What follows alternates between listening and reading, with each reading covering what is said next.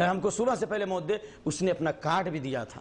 مجھے کارڈ دیا تھا کہ بنگلور میں آ کے ملیے انشاءاللہ. میں سمجھا کہ جا کر اہل حدیث مسئلوں کی تائید کرے گا, بعد میں سنا کہ اس گھر کو آگ لگ گئی گھر کے چراغ سے. معلوم ہوا کہ وہ گالیاں دینے لگے.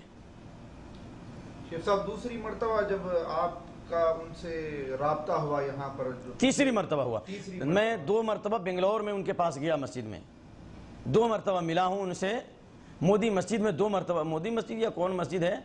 مودی مسجد میں تو ملاقات نہیں ہوئی, ٹیلی فون سے بات ہوئی, اور 2 مرتبہ ان سے جا کے ملا ہوں. پہلی مرتبہ ملا تو اس نے سمجھ لیا اور اشارہ کرنے لگا بعد میں ملیں گے بعد میں ملیں گے. نماز کے بعد کوئی گفتگو نہیں کی. دوبارہ بھی گئے تو کوئی خاص گفتگو نہیں ہوئی. اگر ایک انگریز گیا تھا تو آپ بتاتے کہ تم غلط ہو, مسلک اہل حدیث غلط ہے. بلکہ میں نے کہا بھی کہ میں اہل حدیث مسلک سے تعلق رکھتا ہوں اور میں چار مینار میں ہوں اور الحمدللہ میں یہ حالات ہے. ان کے سارے مریدان باصفہ بیٹھے تھے, کیوں نہیں بولا؟ اگر مرد ہے تو بولتے. تو الحمدللہ بنگلور میں بھی 2 مرتبہ ملا ہوں, اور ابھی مدینے میں بھی گفتگو ہوئی, اور یہ شاید تیسری یا چوتھی مرتبہ ابھی جو حج کے سفر میں آئے تو یہ لمبی گفتگو ہوئی. اور انسان جو ہے قد بدت البغضاء من افواہہم وما تخفی الصدور مخبر, بغض و عداوت ان کی زبان سے ظاہر ہوگی مکے جیسی مقدس سرزمین پر, جس کے بارے میں اللہ فرماتا ہے ومن یرد فیہ بالحاد من ظلم نذقہ من عذاب الیم. اگر کوئی ظلم کا اور الحاد کا ارادہ بھی کرے گا تو ہم اس کو دردناک عذاب دیں گے. وہاں سے آپ نے ہمیں گالیوں کی سوغات پیش کی اور گالیوں کا تحفہ دیا. ہم آپ کے لیے ہدایت کی دعا کرتے ہیں, ہم آپ کے لیے سلامتی کی دعا کرتے ہیں. جو پردے میں رہ کے جیسے شاہ جیسے لوگ جو گالیاں دیتے ہیں اور وہ سامنے نہیں آتے ہیں اور کوئی دلیل پیش نہیں کرتے, ایسے لوگوں کے بارے میں اسلام میں کیا ان کو کیا جگہ ہے؟ ایسے لوگ جو گالیاں دیتے ہیں اسلامی شریعت میں اس کی سزا متعین ہے, لیکن چونکہ ابھی ہندوستان کے اندر کوئی اسلامی قانون نافذ نہیں ہے, ہم سب سے پہلے ان پر حجت پوری کریں گے دلائل کے ذریعے, اور دلائل کے ذریعے اگر حجت پوری ہو جاتی ہے اور قبول نہیں کرتے ہیں تو پھر مباہلہ کریں گے. جس طرح اللہ کے نبی صلی اللہ علیہ وسلم نے مناظرہ کیا نجران کے عیسائیوں سے, ابتدائی 83 آیتیں نازل ہوئی اور اخیر میں اللہ نے کہا کہ ندعو ابناءنا وابناءکم ونساءنا ونساءکم وانفسنا وانفسکم ثم نبتہل. مباہلے کی دعوت دی گئی تو انہوں نے مباہلے کی دعوت قبول نہیں کی, جزیہ دینے پر وہ تیار ہو گئے. مولانا ثناء اللہ امرتسری رحمۃ اللہ علیہ نے 48 مناظرے کیے اور بہت سارے رسالے لکھے قادیانیت کے خلاف, اور اخیر ان کا مباہلہ ہوا مرزا غلام احمد قادیانی سے, اور اللہ کی قسم اللہ نے اس کو ذلت کی موت دی, اور اس کے بعد مولانا ثناء اللہ امرتسری 40 سال تک زندہ رہے. تو بہرحال میں بھی یہی کہوں گا کہ اگر مسلک اہل حدیث باطل ہے, جو باتیں میں نے پیش کی آپ اپنی کتابوں میں تلاشیے, اپنے علماء سے جا کے پوچھیے. اللہ کے نبی صلی اللہ علیہ وسلم نے فرمایا ان من شر الناس ذو الوجہین, 2 چہرے والا آدمی سب سے برا آدمی ہوتا ہے. الذی یاتی ہؤلاء بوجہ ویاتی ہؤلاء بوجہ, اس کے پاس جاتا ہے تو ایک چہرہ لے کے جاتا ہے, وہاں جاتا ہے تو دوسرا چہرہ لے کے آتا ہے. آپ ابھی آئے تو ماشاءاللہ مدینے میں اہل حدیثوں نے آپ کا استقبال کیا اور آپ کی تائید کی اور آپ کو گھمایا, آپ کو کھانا کھلایا, اور آپ نے کہا جناب ہاں یہ بھی حق ہے اور صحیح ہے, اور پھر وہاں جا کے آپ گالیاں دینے. اس سفر کی بات ہے بھائی, مجیب وغیرہ گواہ ہیں. تو اس لیے 2 چہرہ نہ بنائیں, ایک چہرہ ہی کا رکھنا چاہیے, کیونکہ 2 چہرہ والا آدمی سب سے بدترین آدمی ہے. تو خلاصہ کلام یہی ہے کہ مناظرہ اور مباہلہ ہے ہمارے پاس, ہم اس کی آپ کو دعوت دیتے ہیں اور امید ہے کہ آپ ہماری دعوت قبول کریں گے انشاءاللہ. صاحب پچھلی ملاقات میں آپ نے جیسا کہا کہ آپ نے شیخ منظر شاہ صاحب کو مباہلے کی دعوت دی اور انہوں نے اس کو قبول بھی کیا, اور اس کے بعد انہوں نے کہا کہ میں آپ کو دوبارہ کال کر کے بتاؤں گا. تو کیا پھر دوبارہ انہوں نے کال کر کے آپ سے کہا کہ کب مباہلہ ہوگا؟ اس طرح دوبارہ کال تو دور کی بات, وہ کال جو ہے وہ ٹال ہو گیا. یعنی انہوں نے اسی وقت ٹیلی فون کاٹ دیا گالیوں کے ساتھ, اور اس کے بعد میں مکے میں بھی رہے اور مدینے میں بھی رہے, اور ہم انتظار کرتے رہے, اور ہمارے آدمی بھی ان کے پیچھے آگے پیچھے لگے رہے, اور کہا کہ انشاءاللہ ہم آپ کی دعوت قبول کرتے ہیں, آپ کے گھر آتے ہیں, ٹہلیں گے ولیں گے. ہمارے بہت سارے بھائیوں نے ان کی عزت افزائی کی, لیکن اس کے باوجود جب پلین میں بیٹھ گئے تو ٹیلی فون کرتے ہیں کہ میں پلین میں بیٹھ گیا, کیونکہ پتلی گلی سے نکل گئے. تو انہوں نے نہ ٹیلی فون کیا اور نہ ہمارے بھائیوں کی دعوت کو قبول کیا, اور نہ بیٹھنے کے لیے وہ تیار ہوئے, بلکہ نکل کے بھاگ گئے. اب پلین میں جا کر کے آپ کہیں کہ میں نکل بھاگا, آپ کی پکڑ سے نکل آیا. آپ کی پچھلی ملاقات میں ایک اور بات غور یہ رہی کہ جب آپ نے ان کو مناظرے کے تعلق سے کہا تو وہ یہ کہنے لگے کہ آپ بنگلور آ جائیں,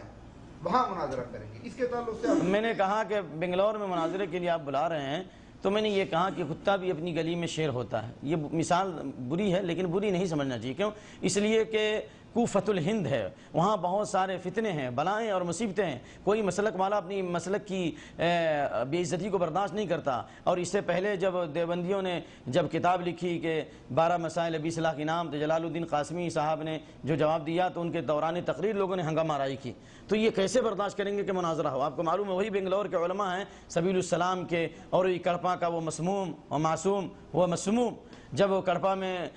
جب تروپتی میں مناظرہ ہوا، سارے علماء احناف بنگلور کے اور کڑپا کے جمع تھے، میں اکیلے تھا، واللہ میں اکیلے تھا مناظر، اور وہاں پر جو مظاہرہ ہوا تو اس جگہ پر بھی جو آپ کا ارادہ تھا کہ مدرسے کو آگ لگا دیں اور یہ کر دیں وہ کر دیں اور پولیس انتظامیہ ہمارے ساتھ فنا ہے، تو میں سمجھتا ہوں کہ بنگلور میں مناظرہ نہیں ہوگا، وہ مجادلہ ہوگا، وہ ہنگامہ ہوگا۔ بہتر یہی ہے کہ آپ آن لائن پر ہم گفتگو کریں گے انشاءاللہ العزیز، اطمینان کے ساتھ، آدھا گھنٹہ آپ بولیں، آدھا گھنٹہ ہم بولتے ہیں، 15 منٹ آپ بولیں، 15 منٹ ہم بولتے ہیں، یہ رہے گا، بعد میں سامعین فیصلہ کر لیں گے انشاءاللہ۔ اور اگر نہیں آپ کو یہ پسند ہے کہ آپ نہیں اگر بات ثابت کر پاتے ہیں یا آپ قبول نہیں کرتے ہیں تو پھر مباہلہ کیجیے انشاءاللہ۔ ہم آپ کو اس کی دعوت دیتے ہیں، اور دعوت سے پہلے ہم آپ کے لیے دعا کرتے ہیں ہدایت کی۔ شیخ صاحب مناظرے کی شروط بھی بتا دیں، اور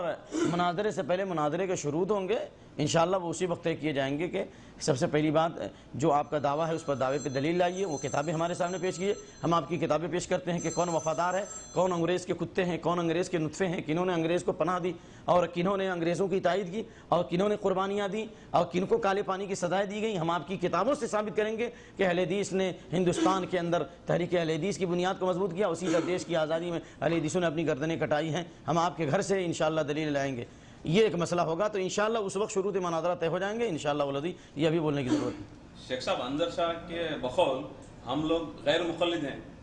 ہم کوئی امام کے مقلد نہیں ہیں، جی جی، تو پھر ہماری دلائل جو ہے وہ قرآن سے ہوگی، حدیث سے ہوگی، اور ساتھ ساتھ میں یہ مقلد ہیں، ان کو جو ہم دلائل دیں گے ان کے امام کی اور امام کی جو کتابیں اللہ جزاک سے خیر، دیں گے، بہت صحیح بات کہا۔ وہ ہمیں صرف قرآن اور حدیث سے دلائل دیں گے، اور ہم صرف قرآن حدیث، ہم صرف قرآن حدیث سے لائیں گے، اور آپ مقلد ہیں تو ہم آپ کی کتابیں آپ کے سامنے پیش کریں گے۔ آپ ہمارے لوگوں کی جو کتابیں آپ پیش کریں گے تو میرا یہی کہنا ہے کہ اگر وہ ہیں تو آپ لائیے، ہم اس میں آگ لگاتے ہیں، اور ہم آپ کی کتابیں پیش کرتے ہیں، آپ آگ لگاؤ، واضح سی بات ہے۔ انہ لقول فصل وما هو بالحزن۔ شیخ صاحب آخر میں آپ انظر شاہ صاحب کو یا پھر جو ہے ان علماء کو جو کھلا ذہن رکھتے ہیں، تحقیق کر رہے ہیں، اللہ انہیں ہدایت دے، ان کے تعلق سے کچھ ہدایات وغیرہ ان کے لیے کچھ مشورہ دیں گے انشاءاللہ؟ میرا مشورہ وہی ہے جو میں نے کہا ہے کہ قرآن اور حدیث اللہ نے نازل کیا ہے بندوں کی ہدایت کے لیے، اور اللہ تعالیٰ نے کہا وَأَنزَلَ اللَّهُ عَلَيْكَ الْكِتَابَ وَالْحِكْمَةَ، اللہ نے کتاب بھی اتاری اور حکمت بھی اتاری ہے، اور اللہ نے نبی کی بیویوں کو کہا وَاذْكُرْنَ مَا يُتْلَىٰ فِي بُيُوتِكُنَّ مِنْ آيَاتِ اللَّهِ وَالْحِكْمَةِ، تمہارے گھروں میں کتاب اور حکمت کی جو تلاوت کی جاتی ہے اس کو یاد کرو۔ تو کتاب سے مراد قرآن اور حکمت سے مراد حدیث۔ امام شافعی کہتے ہیں میں نے سینکڑوں اہل حدیث علماء سے ملاقات کی، تمام نے یہی کہا کتاب سے مراد قرآن اور حکمت سے مراد حدیث ہے۔ تو میں یہی کہوں گا کہ قرآن حدیث کا جو دورہ کرتے ہیں تو دوڑنا چھوڑ دیجئے، اور آپ قرآن حدیث کا مطالعہ کیجئے، جس طرح شاہ ولی اللہ محدث دہلوی حنفی عالم نے لکھا کہ میری وصیت ہے، اس فقیر کی وصیت یہ ہے کہ روزانہ قرآن کا کچھ حصہ پڑھو، اگر عربی نہیں جانتے ہو تو ترجمے سے یا ایک یا دو حدیث پڑھو، اور اگر پڑھنا نہیں آتا ہے تو جو پڑھنا جانتا ہے اس سے قرآن حدیث آپ سیکھو۔ تو میری گزارش یہ کہ پورے قرآن کو پڑھ جائیں اور پورے حدیث بخاری مسلم کو پڑھ جائیں، اور اللہ تعالیٰ سے دعا کریں جس طرح سے انسان باپ کی موت پر روتا ہے، بیوی کی موت پر روتا ہے، بھائی کی موت پر روتا ہے، تو آپ اللہ تعالیٰ سے رو کے دعا کیجئے کہ اللہ ہدایت کا فیصلہ ہمارے لیے کر دے اور صحیح راستہ ہمیں عطا فرما۔ تو انشاءاللہ قرآن حدیث کے مطالعے کے ساتھ اب رو کر کے دعا کرو، اللہ ہدایت دے گا۔ اور قسم ہے رب کعبہ کی، جس وقت میرے اوپر تقلید کے اثرات تھے اور صوفیت کے حملے ہو رہے تھے، میں نے مسجد نبی میں رو کر کے دعا کی کہ اللہ صحیح راستہ دکھلا، خانہ کعبہ میں رو کر کے دعا کی، کیونکہ بعض لوگوں کی یہ سازش تھی کہ میں کسی طرح بیت و ارشاد سے منسلک ہو جاؤں۔ واللہ العظیم امام مسجد نبوی نے تلاوت کی قل اننی ہدانی ربی الی صراط مستقیم دینا قیما ملت ابراہیم حنیفا وما کان من المشرکین قل ان صلاتی ونسکی ومحیای ومماتی للہ رب العالمین، کہہ دو کہ میرے رب نے مجھے ہدایت دی ہے صراط مستقیم کی طرف، اور یہ دین ہے، پختہ دین ہے، یہی ابراہیم کی ملت ہے، اور جو ابراہیم علیہ السلام مشرکوں میں سے نہیں تھے، اور کہہ دو کہ میرا جینا میرا مرنا